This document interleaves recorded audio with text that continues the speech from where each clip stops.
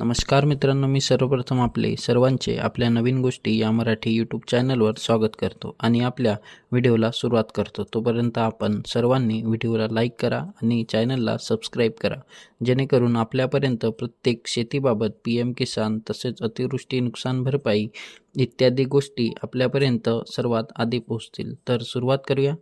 ज्या शेतकऱ्यांच्या नावावर शेती असूनही त्यांना अजूनही PM किसानचे पैसे मिळत नसतील, त्यांनी मी सांगितल्याप्रमाणे करावे की आपल्याला 100% PM किसानचे पैसे मिळतील. तर PM किसान नोंदणीसाठी आपल्याला सर्वप्रथम शेतकऱ्याचे आधार कार्ड, त्याला मोबाईल नंबर व बँक पासबुक लिंक असणे गरजेचे आहे.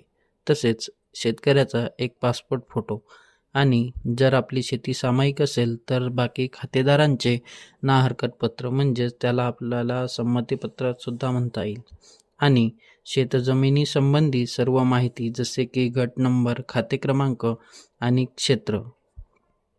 आपली शेती असेल त्या शिवाराचे जे तलाठी असतील त्यांच्याकडे जाऊन 7/12/8 फेरफार घेऊन यावे, म्हणजेच आपली माहिती न चुकता PM किसानच्या वेब पोर्टलवरती अपलोड करता येईल. तर सर्व कागदपत्र जमा केल्यानंतर आता माई सेवावरती जाऊन PM किसानचा अर्ज भरून घ्यावा आणि जमा केलेल्या कागदपत्रांची एक प्रत झेरॉक्स जवळच्या तालुका कृषी अधिकारी कार्यालयात जाऊन संबंधित कर्मचाऱ्यांकडे जमा करावी. आणि महाई सेवावरती जाऊन अर्ज भरायचा नसेल तर आपण तो घरच्या घरी मोबाईलवर सुद्धा भरू शकतो.